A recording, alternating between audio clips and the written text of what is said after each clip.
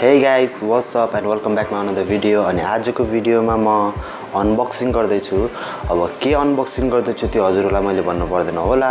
यो भिडियोको अगाडि नै मैले हजुरहरुलाई देखाइसकेको छु यो भित्र के छ भनेर.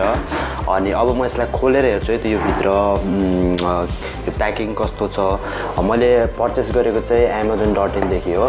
अनि यो भित्र अब प्याकिङ कस्तो छ अनि त्यहाँबाट प्रोडक्ट अब ड्यामेज छ कि ठिकठाक छ कस्तो छ हजुरलाई म देखाइदिन्छु खोलेर.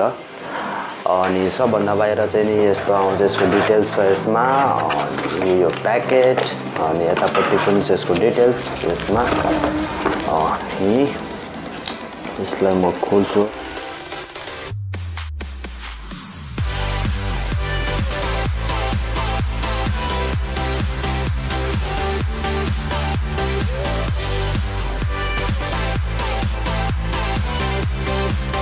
यो चाहिँ नि लेन्स जस्तो छ ठ्याक्कै क्यामेराको लेन्स जस्तै 24/105 mm को USM रे अझै 4.0L.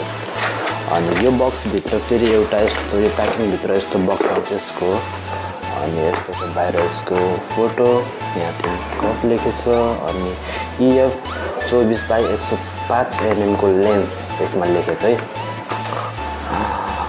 अनि यसलाई खोल्नु कताबाट यताबाट माथिबाट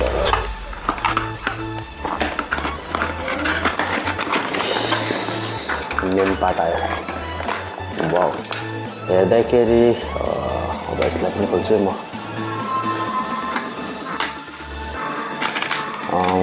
प्याकिङमा चाहिँ नि एकदम ठिकठाक आछ. एकदम प्याकिङ मस्त राम्रो छ. केही ड्यामेज छैन. अनि ठ्याक्कै लेन्स जस्तै छ नि त.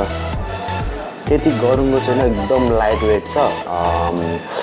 एकदम हल्का छ गरुङ्गो छैन. अनि यो साइडमा यहाँ अटो फोकस म्यानुअल फोकस यो बटन पनि छ.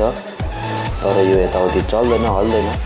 अनि यहाँ तिन पनि छ अन अफ यो पनि चल्दैन यतिकै सोको लागि मात्रै हो. अनि यहाँ तिन देखा चाहिँ यो माइक्रो लेखाएको टच एक्सपिरियन्स. यो चाहिँ नि हुँदैन लेन्समा रिङ ठ्याक्कै त्यस्तो छ. यो फोकस गर्ने जुम गर्ने रिङ हुन्छ नि त्यस्तै. अनि साइडमा यो फेरि यहाँ तिन पनि छ ढक्कन है. देखेको चाहिँ किन हजुरलाई यस्तरी खोल्नु मिल्छ. अनि लगाउने खोल्नु यस्तरी खोल्यो भने यस्तो छ होइन. अनि यस्तो लगाउने. अनि यो तलपट्टिको फेरि खोलिन्न माथिको चाहिँ नि खोलिन्छ. अनि भित्रको चाहिँ नि यो पुरै स्टिलको हो. भित्र स्टिलको छ.